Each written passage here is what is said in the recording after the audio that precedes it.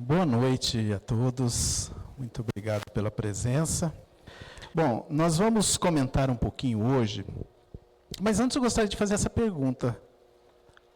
O que vocês acham? Não precisa responder, só olha lá e seremos julgados?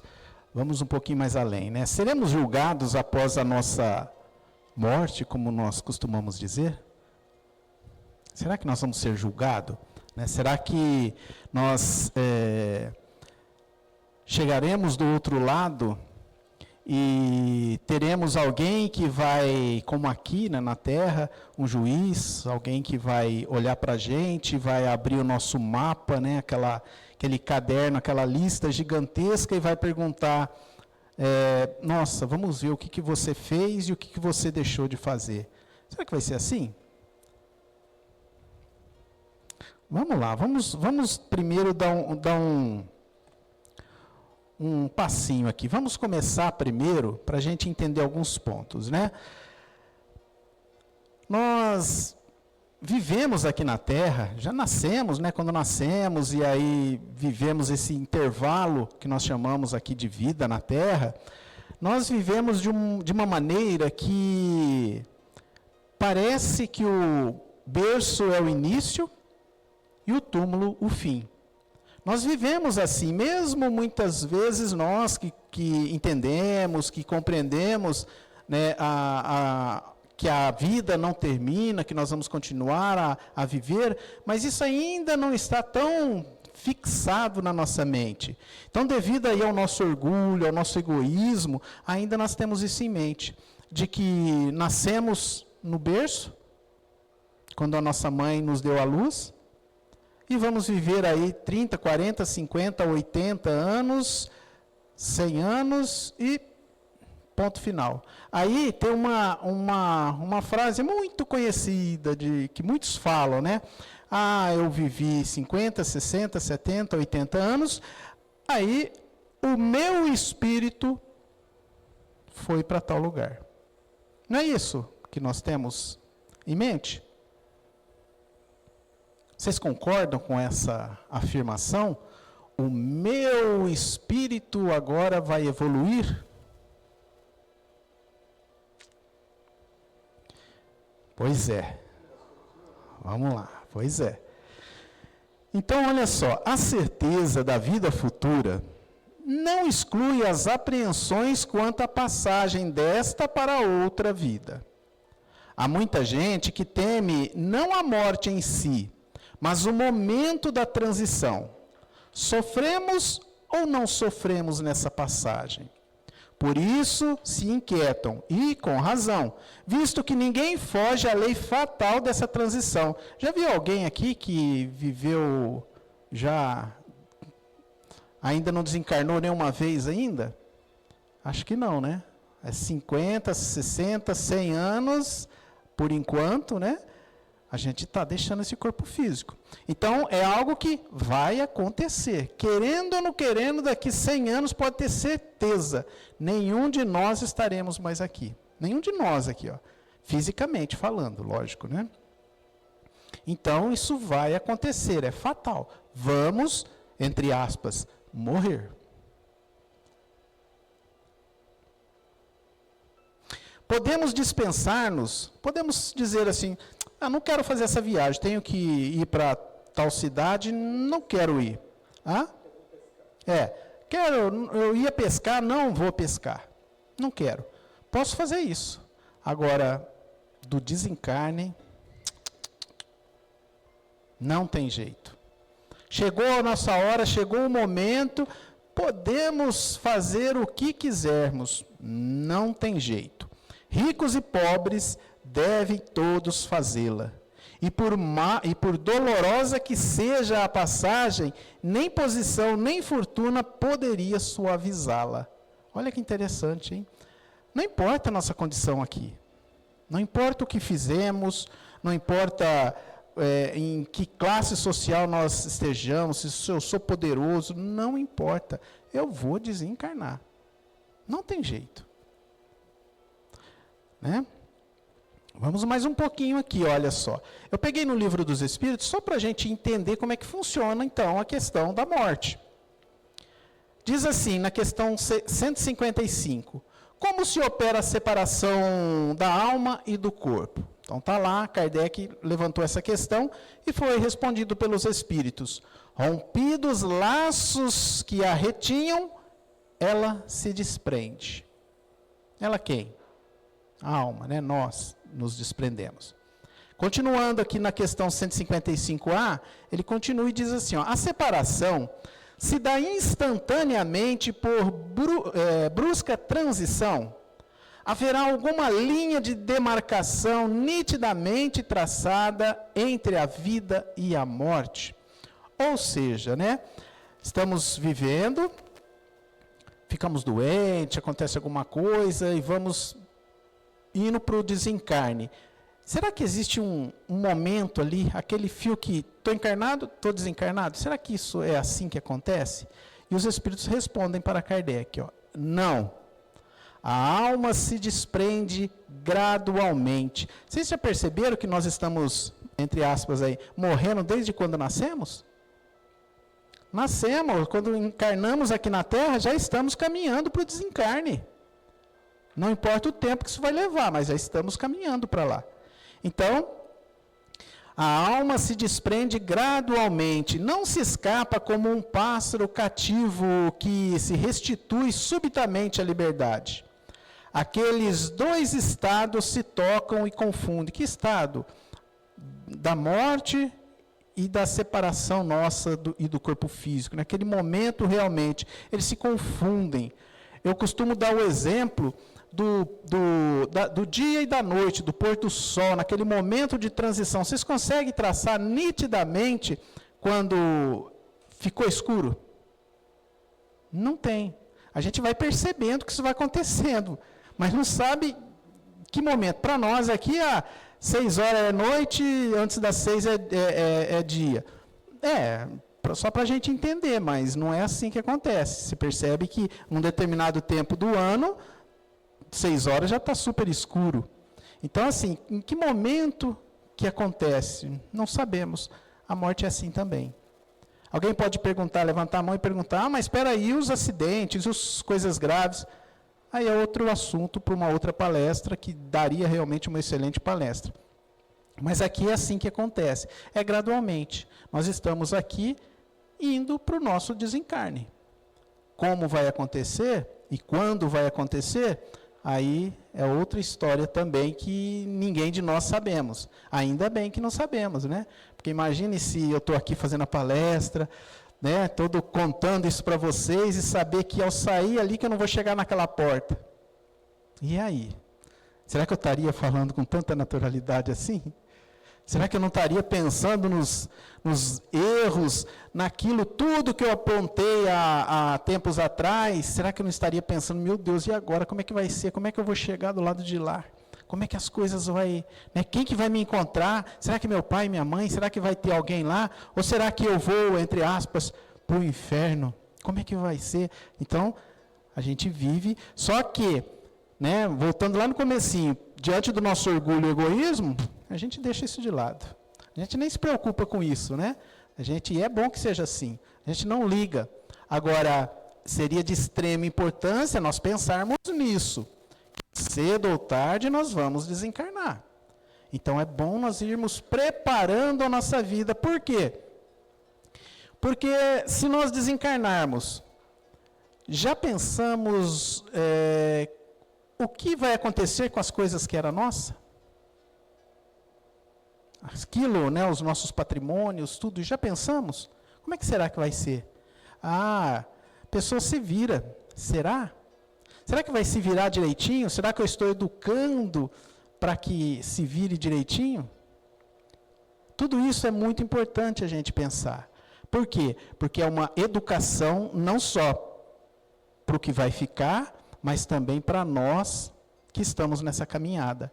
Sabermos que cedo ou tarde vamos desencarnar. E a coisa mais feliz que nós ficaríamos quando chegarmos do lado de lá é saber que cumprimos, pelo menos com a nossa consciência tranquila. que nós chegamos e falamos, nossa, fiz o que deu para fazer, consegui pelo menos, estou saindo tranquilo. Isso seria bem melhor, né? Mas e aí, quando chegarmos do lado de lá? Vamos ver aqui no livro Céu e Inferno de Allan Kardec algumas passagens muito interessantes, em que de um espírito sofredor, de um espírito num estado mediano e de um espírito num estado feliz. Como é que será que acontece? O que será que acontece? E os espíritos, eles mesmos vieram contar. Alguém não tem aquele ditado? Não sei como é que é, porque nunca ninguém veio falar como é que é do lado de lá. Veio sim. Eles vêm todos os dias, todas as horas, entrando em contato com a gente. Nós que não nos damos ainda conta muito bem disso daí. Nós que ainda não prestamos muito bem conta disso. Mas que eles estão aqui, eles estão, sempre nos ajudando. E Kardec, através dos médiuns, percebeu isso e foi colher os frutos de tudo isso. Foi tentar entender o que estava acontecendo.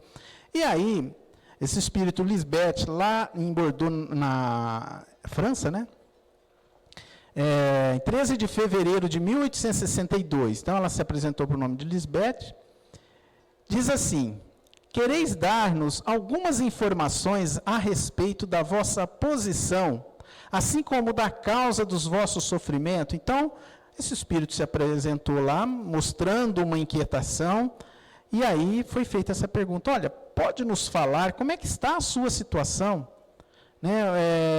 Desse sofrimento teu, conta um pouquinho para a gente, o que pode ser feito, para não sofrermos desse jeito. E ela diz assim, olha só, a lucidez, mas é interessante, depois, olha, sede humilde de coração, submisso à vontade de Deus, paciente na provação, caridoso para com o pobre, consolador do fraco, sensível a todos os sofrimentos e não sofrereis as torturas que amargo. Olha que interessante. Um espírito sofredor, mas tem essa consciência, quando perguntou, você pode falar alguma coisa para que a gente não sofra esse sofrimento que você está vivendo? E ela passou uma lista aqui, importantíssima para nós. Sede humilde de coração, submisso à vontade de Deus, paciente na provação, caridoso para com o pobre, consolador para com o fraco, sensível a todos os sofrimentos, e não sofrereis as torturas que amargo. E aí vem a continuação aqui. O dialogador ali naquele momento pergunta: pareceis sentir as falhas decorrentes de contrário procedimento. Ou seja, parece que você está entendendo que o que você fez está contrário a isso, tudo isso que você falou. Então isso parece que está te dando um arrependimento. Isso também deve te dar um alívio, certo? Então olha só, você entendeu que pediu para a gente não fazer isso para não sofrer como você. Então você entendeu. Então parece que isso vai te dar aí um certo alívio, certo? Você se arrependeu. Ela diz assim: não. Presta bastante atenção nessa resposta. Não. O arrependimento é inútil quando apenas produzido pelo sofrimento. Vamos ler de novo? O arrependimento é inútil quando apenas produzido pelo sofrimento. Olha que interessante, está lá no Céu e Inferno. São comunicações que Kardec trouxe. Quem já, não precisa responder nada, mas quem já bebeu um pouco além do limite e atacou o fígado, passou mal, sofreu as consequências, nunca mais eu vou beber, nunca mais eu passo por isso. Quando estava vomitando até as tripas, passando mal mesmo. Nunca mais eu vou beber na vida. Nunca mais vou fazer isso. Passa uma semana, 2 semanas, tomou o remedinho, o fígado ficou bom, teve a oportunidade novamente, o que aconteceu? Repetiu a dose. Ou seja, ele só estava arrependido por causa do sofrimento que ele estava vivendo.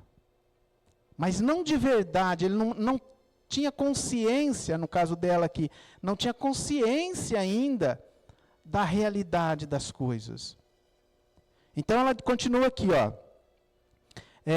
O arrependimento proveitoso tem por base a mágoa de haver ofendido a Deus. Eu coloquei entre parênteses esse ofendido porque ninguém ofende a Deus, né? Deus jamais se sentiria ofendido por alguma imprudência nossa, porque Ele nos conhece, sabe da nossa pequenez ainda e sabe que seremos espíritos evoluídos um dia. Então, mas só para a gente entender aqui. Então, o arrependimento proveitoso tem por base a mágoa de haver ofendido a Deus, e importa no desejo ardente de uma reparação. Então, quando a gente entende, puxa vida, eu fiz errado, caramba, eu bebi muito, isso não é legal, quanta besteira eu aprontei quando eu fiz isso, quanta coisa errado, né? E aí vai isso, dando um exemplo da bebida, mas aí vai infinito, e os piores problemas não está nem aí, está nas questões morais, está muitas vezes naquilo que nós achamos que somos, lembra lá do orgulho e do egoísmo? Achamos que somos melhores do que os outros, achamos que somos pessoas melhores, que Deus olha mais por mim, não olha mais para o outro. Não é verdade. Se nós pararmos para avaliarmos, se pegarmos aí mães e pais, muitas vezes, para quem que ela protege mais, quando tem mais de um filho? Normalmente ela vai sempre do lado daquele que mais trabalho dá, não é verdade? Toda família tem seu exemplo. Oi? O mais fraquinho de ideia, né? Então, esse é um ponto muito importante. Então, aí ela pede aqui, ó, recomendai-me as preces de quantos se interessam pelos sofrimentos alheios, porque delas tenho necessidade. Olha que interessante, gente. Então, a gente tem que colocar cada vez mais na nossa mente de que os nossos atos, as nossas ações diárias, isso é diária mesmo, ao levantarmos de manhã e levantarmos no dia seguinte. Por quê? Porque somos espíritos 24 horas. Não é porque dormimos que, entre aspas, né, estamos dormindo que alguma coisa para, não. Quantos sonhos terríveis nós não temos no meio do caminho aí, durante a noite? Quantas vezes temos que fugir de bandidos, de policiais, de assombrações, de tantas coisas? Por quê? Porque ainda não estamos com as nossas condições morais bem equilibradas. Ainda estamos vivenciando o orgulho e o egoísmo. Sabe quem falou isso, que nos chamou a atenção? Há mais de 2000 anos? Jesus de Nazaré. A chaga da humanidade é o orgulho e o egoísmo. Lembra que eu falei que a gente não sabe se nós vamos chegar ali na porta ao sair daqui? Não precisa ficar com medo não, gente. Eu só estou dando um exemplo, senão todo mundo vai... Não, eu vou ficar aqui, vou ser primeiro. Então, é isso. Nós não sabemos. Então, por que não começarmos a nos prepararmos a partir de agora? Nós temos muito aquilo, né? No início do ano eu vou fazer minha promessa, eu vou mudar minha vida. Caramba, será que vai? Será que não é melhor eu começar agora? Mas final de semana tem um baita de uma churrascada, eu vou... Mas tudo bem, não tem problema nenhum. É isso que a gente precisa entender. Que nas leis de Deus nada é proibido. Tudo deve ser dosado, refletido por nós, com consciência da nossa responsabilidade perante aquilo que nós vamos fazer. Então, podemos beber? Fique à vontade. O quanto? Podemos comer um churrascão? Claro. O quanto? Tudo isso nós precisamos aprender. Eu lembro minha mãe, se me permite aqui uma experiência, né? A minha mãe, ela comia de tudo. Carne de porco, torresmo, tudo que você imaginar, de tudo. Mas tudo era aquela dose certa para se alimentar e ponto. A gente não, a gente tinha que comer para 2, 3 dias. É impressionante, né? Parece que vai acabar no dia seguinte. E hoje nós temos a grande oportunidade de termos tudo a cada dia, a cada hora que nós quisermos. Vamos no mercado e pegamos o que nós queremos. Então, vê a nossa ânsia, a nossa ganância das coisas. Queremos ter poder, queremos ter dinheiro, queremos ser melhor do que o outro. Eu lembro do Edson contando a história, né, os casos da inveja, né, que a inveja não é querer ter o que o outro tem, mas querer que o outro não tenha a mais do que você. Olha só que visão. Então, tudo isso é para a gente refletir, para a gente pensar realmente, né? Então, quando nós chegamos do lado de lá, como é que vamos encarar, sabe quem? A nossa própria consciência. Lá na questão 621 do Livro dos Espíritos, Kardec fez a seguinte pergunta: onde está escrito a lei de Deus? E os Espíritos respondem: aonde? Todo mundo sabe. Na consciência. Olha, Deus colocou as suas leis na nossa criação, dentro da nossa consciência. Nós só precisamos ir abrindo os laços, de acordo com a nossa evolução, de acordo com o estágio que nós nos encontramos. Temos tudo, cada momento da nossa vida, temos as condições de entender certas coisas. Vamos avançar aqui por causa do tempo. Também o espírito numa condição mediana, olha só. Jovem mulher falecida aos 35 anos após cruel enfermidade, vivaz, espirituosa, dotada de inteligência rara, de meticuloso critério e eminentes qualidades morais, esposa e mãe de família devotada. Então teve a evocação, foi feita a evocação e ela diz: meus bons amigos, obrigado por se ocuparem de mim.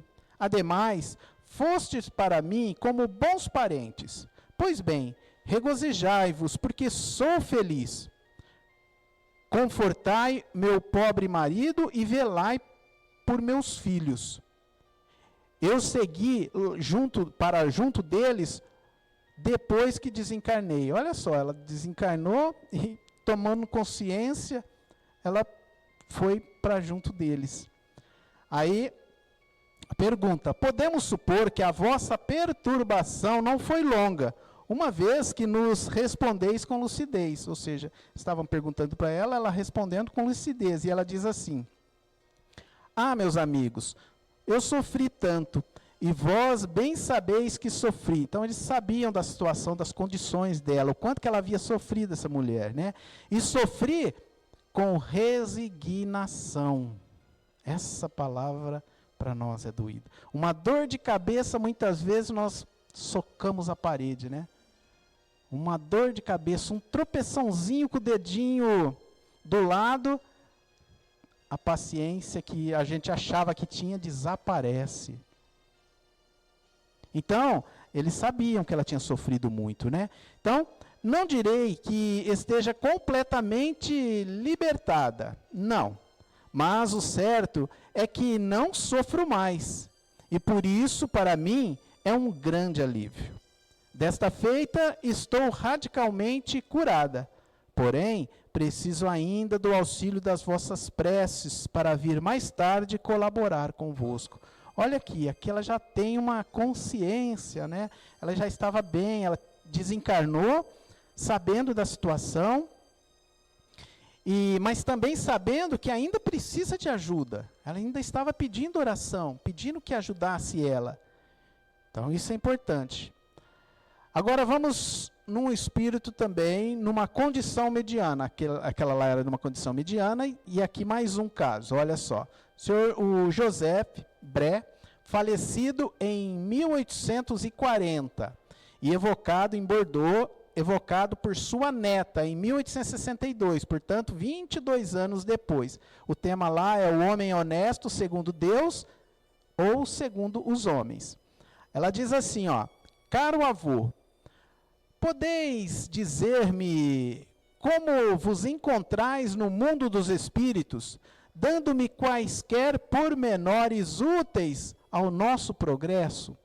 Pode contar alguma coisa, 22 anos depois, né? Pode contar para a gente alguma coisa, né, meu avô?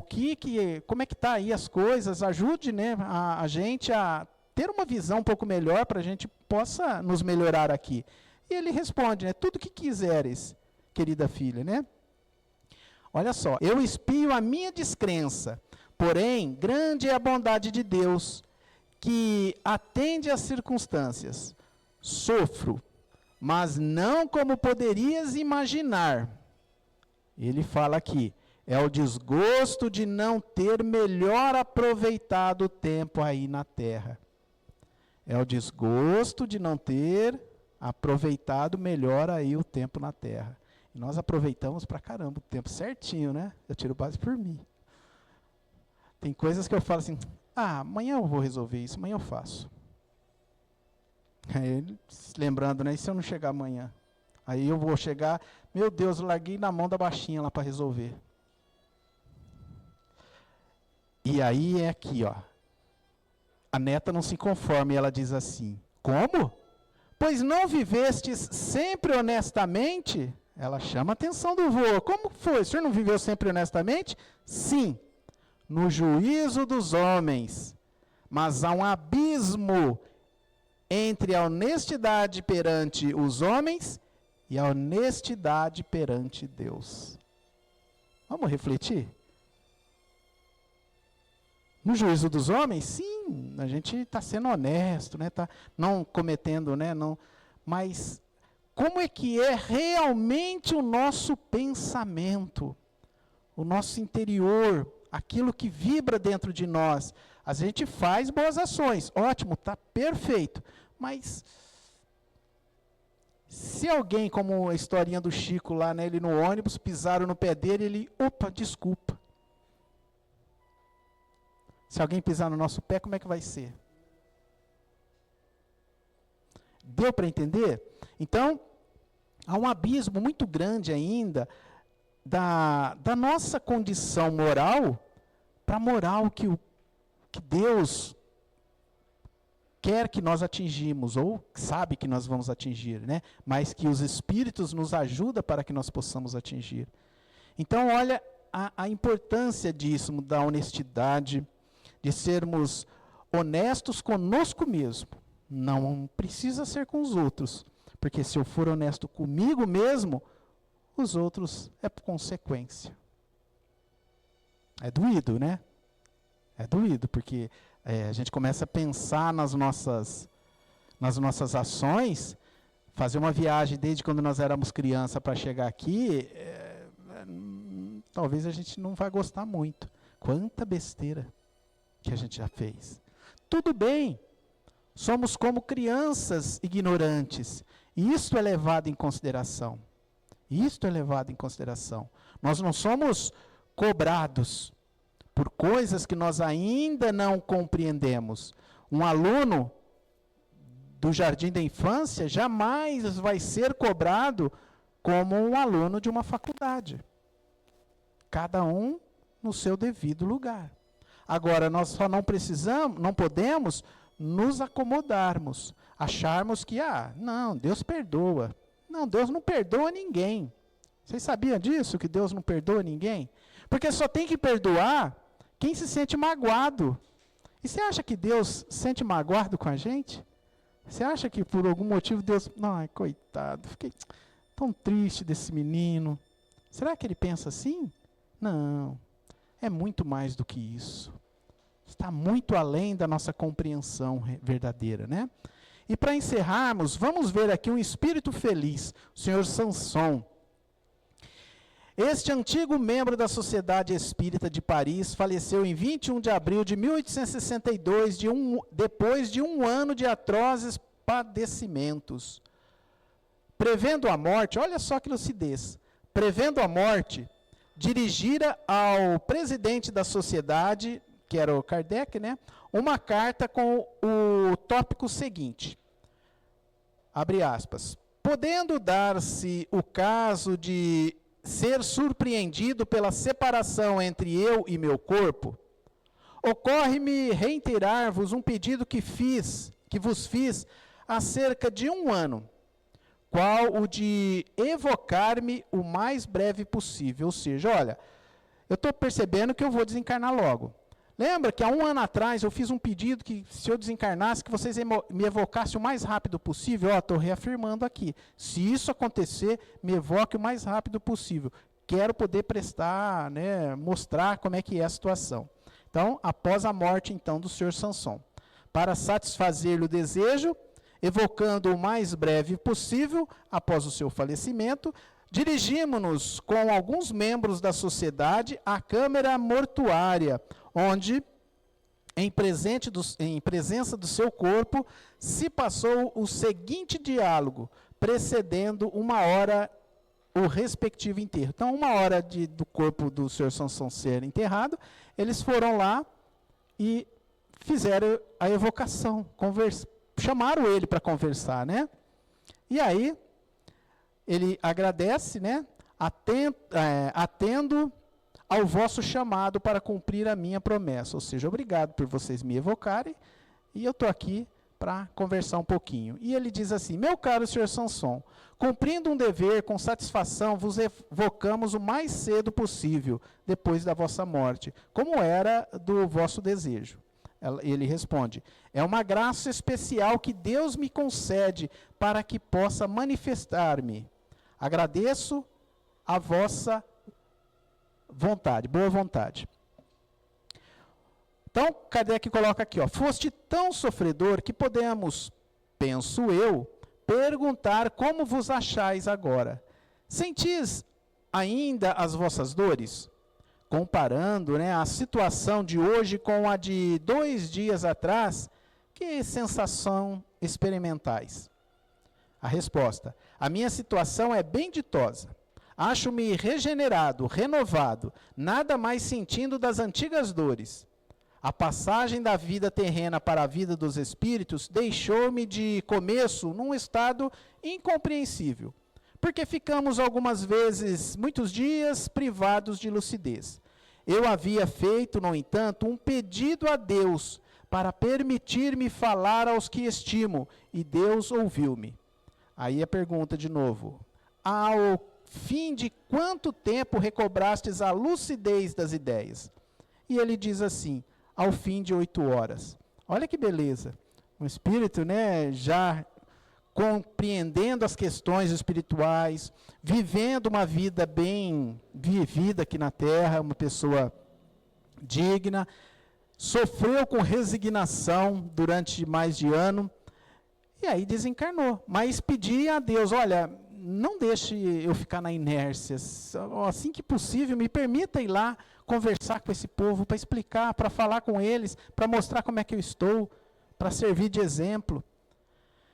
E aí, durante a cerimônia, lá no cemitério, ele ditou as seguintes palavras: não vos atemorize a morte, meus amigos. Ela é um estágio da vida. Se bem souberdes viver, é uma felicidade, se bem a merecerdes, e melhor cumprirdes as vossas provações. Repito, coragem e boa vontade. Não deis mais que o medíocre valor aos bens terrenos, e sereis recompensados. Não se pode muito gozar sem tirar de outrem o bem-estar e sem fazer moralmente um imenso mal. A terra me seja leve. Então, olha que interessante a comunicação que ele deu lá, né, que ele deixou lá. Então, ele pede aqui para a gente: olha, viva da melhor maneira possível. Isso que os espíritos sempre falam. Vivam, trabalhem, lute, conquiste tudo que for possível. Ajudem, contribua, mas não permita que tudo isso seja dono de você. Não permita que as questões materiais domine você. Então, a gente precisa aprender que tudo na vida, tudo que nós temos, de tudo, até a nossa vida, não é nossa, é de Deus. A qualquer instante, fica para trás. Então, gente, essa lição, se seremos julgados após a morte, né, conversando agora há pouco lá com a Teresa, lá no fundo, ninguém vai ser julgado. Não há julgamento como nós imaginamos muitas vezes. Isso é uma história que nós vivemos ao longo da trajetória como espírito imortal, vivendo as religiões. Nós não seremos julgados. O julgamento está na nossa própria consciência. Lógico que nós vamos nos deparar com diversos espíritos no mesmo grau de evolução e do mesmo jeito que pensamos. Então, dependendo o que eu penso, como eu ajo, eu vou me encontrar com espíritos dessa natureza. E aí depende da situação, eu vou me encontrar com esses espíritos em zonas sombrias, onde todos lá estão. Ou podemos nos encontrar em zonas iluminadas, felizes. Tudo depende de nós, da nossa capacidade de entender que Deus é amor, Deus é justiça. Novamente, Deus é amor, Deus é justiça. Deus, é claro, é bondade. Então, nada será passado, como Jesus falava, nós não sairemos daqui sem que pagamos até o último J, né? Acho que é essa a frase. Então, é isso. A gente precisa começar a refletir um pouquinho mais. Porque quem daqui, se nós perguntássemos, quer ser infeliz? Alguém veio aqui para ser infeliz? Não. Acho que todos nós queremos ser felizes, todos nós queremos a felicidade. E a Terra nos oferece tudo, mas tudo de bom. Nós podemos ser a pessoa mais feliz do mundo aqui na Terra. Depende de como encaramos a nossa própria condição que estamos vivendo hoje, da nossa evolução. Porque precisamos passar por algumas situações, como uma criança, às vezes, um tapinha no bumbum ajuda, nós também precisamos, muitas vezes, desses tapinhas para aprender a caminhar.